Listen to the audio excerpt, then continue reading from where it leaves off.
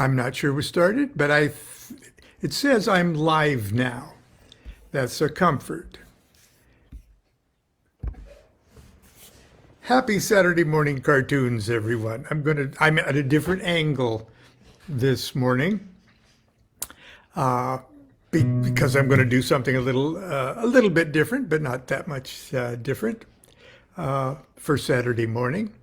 My subject today concerns that the secret is in the hyphenation, and I even posted the song I'm going to try to funkily get through here with just my guitar, but I posted the song where the reference of that is taken from on my Facebook page, just probably just beneath this.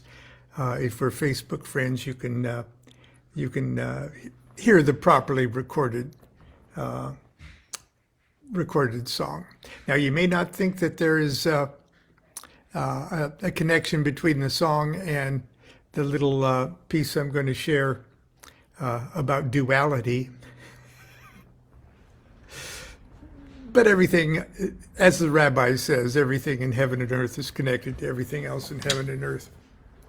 Now, I'm doing a couple things that I haven't done in a couple of years, actually, today. Constance and I are going to be giving I guess we call it a public lecture on well, I'm giving the lecture, but I'm watching. She's watching and hopefully will contribute. I'm not even going to listen. But anyway, we're going to do that, probably mostly for the local magical folks around here. But we're going out and doing that, so we have to kind of clean up. And I got to shave the back of my neck here, and we got to clean up a little. So we're doing that. Also, I decided to get out my guitar. Now, I haven't been even practicing my guitar very much, and I've since the pandemic have pretty much put the public end of my music on hold. So this is going to be funky. You might not believe this, but the first songs that you forget when you haven't played in a long time are the songs you wrote yourself. I can do every verse of El Paso, but I can't remember a song that I wrote 2 years ago. But anyway, here's the song, and I'm going to wade through it and force you to sit through it. But of course, you can always. And I've got my famous around the world multiple times, my little Taylor Mini that was dropped at the airport in Beijing, and I had to repair. It's a long story. All starts once upon a time. Pardon me, but would you have the time? Every whisper, every shout is, every smile and every pout is, every little in and out. It's love song.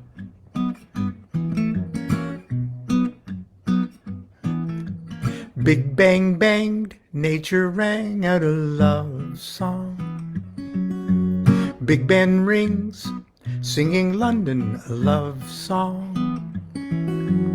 Notes pass in the classroom, eye contact across a crowded room.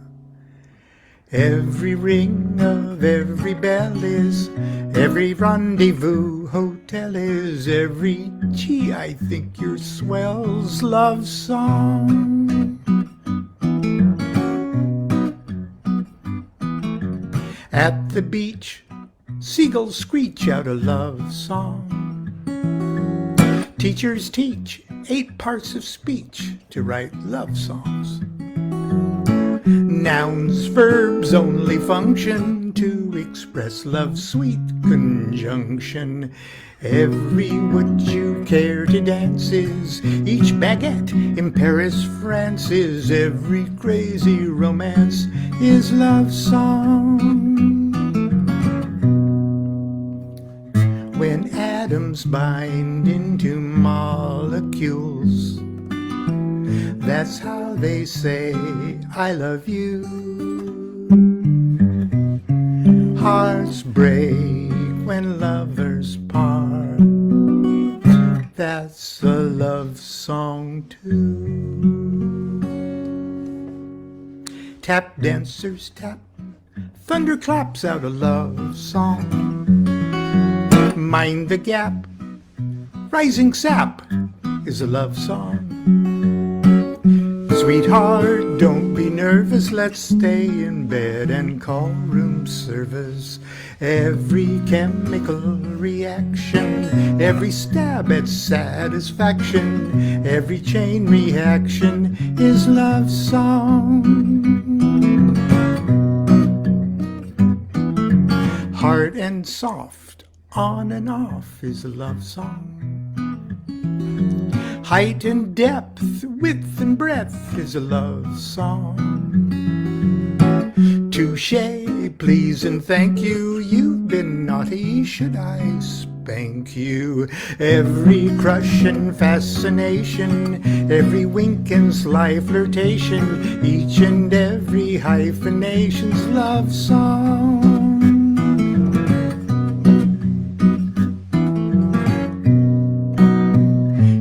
David loved his pal Jonathan, and Sappho sang for the girls. Virgil chased Beatrice through the underwood. Watch this modulation. Yin and yang is Chinese slang for a love song. Wind and sail, lance and grail is a love song. JC and the Magdalene, Shiva, Shakti, Beast and Babylon. Monty Python and Macbeth is, every heartbeat, every breath is, every birth and every death, it's love song.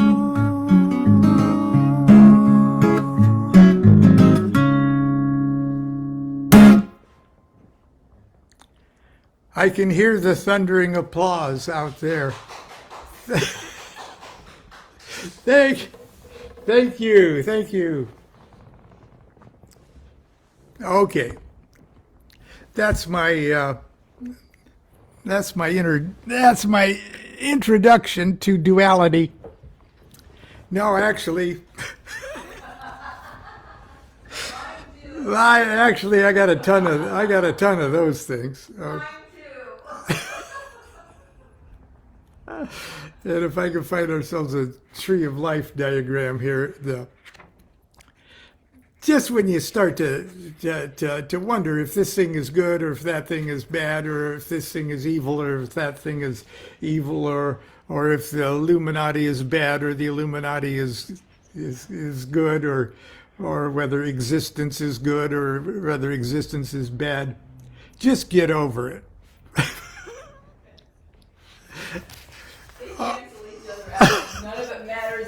None of it matters anyway, so just try to enjoy yourself as much as possible and not hurt anybody. Okay, on the tree of life here, we got our 1, our 2, and our 3. There ain't no opposites above, or there ain't no opposites in 1 or 2 or 3. 2 and 3 don't really exist as such. 2 and 3 are just helping 1 think about itself. Okay. It don't start to get to opposites until below the abyss, in the sphere of Jupiter, right there. That's when we can start talking about this or that, or up or down, or right or left, or hot and cold. Okay? And as you remember, all of these are levels of consciousness. So we're going to have to deal with that. We're going to have to deal with those opposites until we get so high in our illumination that we're getting ready to give duality the old heave-ho. Okay.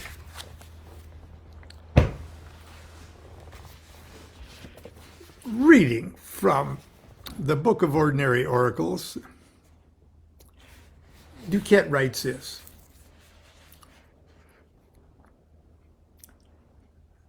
Are you mumbling? Are you mumbling in there? Yes, I was mumbling. I was saying I'm already ready to give duality the old heave-ho.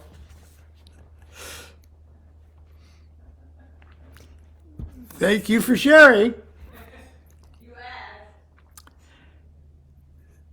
Now this is Panthecon, which no longer, as such, holds their conventions every year. But anyway, at the time I wrote this, they did. Panthecon is a large and very well-organized 4-day annual convention of neo-pagans, pagans, druids, witches, Odinites, and sundry other nature worshippers and magic users. In 2001, 21 years ago, oh God. In 2001, in 2001, the lineup of speakers was impressive and included among myself and many others Venerable Z Budapest, Tarot Immortals Brian Williams, Mary Greer, Rachel Pollack, modern ritualist Sam Webster, and Michael and Kat Sanborn. Headlining the whole event was my personal hero, Robert Anton Wilson. And every year we both appeared there. Glenn, the director of Panthecon, always arranged for us to share a hotel room. I mean, not she and I mean Bob Wilson and I, because he just used it sort of as a green room. Anyway, one year I had the manuscript of the Chicken Kabbalah with me, and that year he was in a wheelchair, and we were both getting ready to give our presentations. They were an hour apart, and I readied my manuscript. While he was a captive audience, I readied my manuscript for the Chicken Kabbalah, and he was kind enough to laugh at the appropriate parts. He was very complimentary.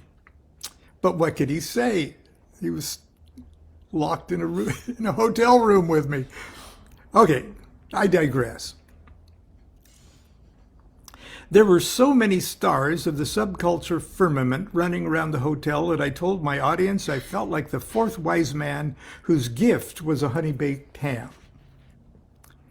Shortly after I arrived, my dear friend Thalassa, hello Thalassa, tarot diva, organizer of San Francisco's annual Bay Area Tarot Symposium, BATS, and 1,000 other events in the Bay Area, and founder of the Daughters of Divination, cornered me to see if I would be available the next day to participate in a panel discussion about unusual divinatory techniques.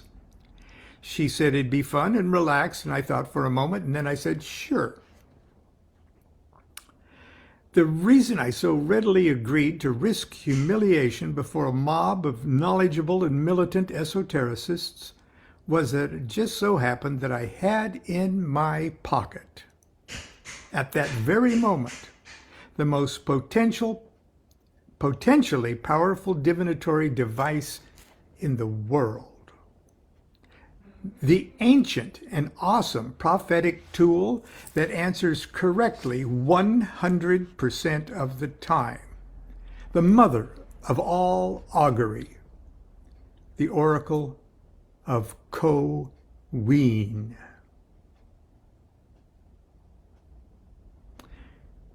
I've heard it said that the opposite of a truth is a falsehood, but that the opposite of a great truth is another great truth. Near the top of my lists of great truths is the one that simply states that something either is or it isn't. Let's face it, it doesn't matter what the odds are against me winning the California lottery. If I buy a ticket, I'm either going to win or I'm not. Above the abyss that Kabbalists tell us divides the actual universe from the ideal, that's that 1, 2, and 3 from everything else, broods an infinitely smooth environment of consciousness where all opposites are reconciled. There in the transcendent playground of the Buddha and the Avatar, a thing is true only in as much as it contains within itself its own contradiction. But down here, in the brickyard of the phenomenal universe, things aren't as smooth. As a matter of fact, the whole shebang appears to be held together by the vibration caused by 2 very big bumps in the road.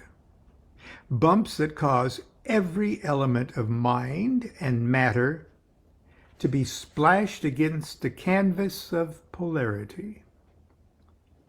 On, off, light, dark, I, you, up, down, in, out, right, left, front, back, high, low, yes, no. It's a sad commentary, but most of humanity functions as if there were only 2 aspects of this polarity thing. Constance has transcended. Good-evil, God-devil, right-left, laughed-cry, sin-virtue, life-death, profit-loss, pleasure-pain, war-peace, mercy-cruelty. They ignore or refuse to examine the sublime secret hidden inside every hyphenated opposite, the secret of the hyphen itself. The mystery is easily resolved if we simply replace the hyphen with the words changing to. And I might add, and then read them in reverse order also. Now we have on changing to off, light changing to dark, up changing to down, good changing to evil, profit changing to loss, pleasure changing to pain, life changing to death, mercy changing to cruelty. This change is the change in the Book of Changes, the I Ching. And it's a C chapter 13 because there's the infamous I Ching of Milo in here. Milo. This movement is the source, the wisdom, the intelligence underlying all divinatory systems, and it manifests most perfectly in the oracle of Ween. The ceremony for consulting the oracle of Ween is simplicity itself. After doing whatever you need to do to put yourself in a quiet and focused state of mind, compose your question in such a way that it can be answered with a yes or a no. Then approach the throne of the superior intelligence of your choice Ask your question aloud and flip a coin. A coin. You will receive an answer that is accurate 100% of the time. The difficulty of interpretation arises from the fact that the polaric pulse of the universe is sometimes toggled one way to make heads mean yes, and sometimes toggled the other way to make heads mean no. You have to figure out the direction of the toggle. Hey, did I say it was going to be easy?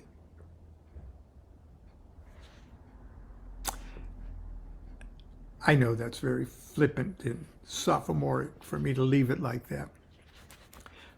But I give a pretty lengthy demonstration about how I can turn everything, even a most complex question, into a series of yes, yes, and no's. And if you've got enough time on your hands and are open to it, you can sense a pattern in the answers a Coen gives. Sometimes early in the process, sometimes sometimes never. But anyway, it's a duality thing. But the secret is in the hyphen. And my song is called LovesSong. And when you hyphenate an opposite, let's say, the hyphen doesn't just join the first one to the second one and the second one to the first one. It's an alternating current that it's joining them simultaneously. In the same way, for love to activate and trigger the feedback of love that is described as the knowledge and conversation of the holy guardian angel, is this unobstructed two-way passing of a current. A hyphen isn't a one of those. A hyphen is a one of these. And that's where we're going to leave it today, because I have to prepare my slides and things like that for our little talk this afternoon. So if I survive that, I will see you tomorrow for Sunday school. Until then, continue to be good to yourself and be good to each other. Do what thou wilt shall be the whole of the law. Love is the law, love under will.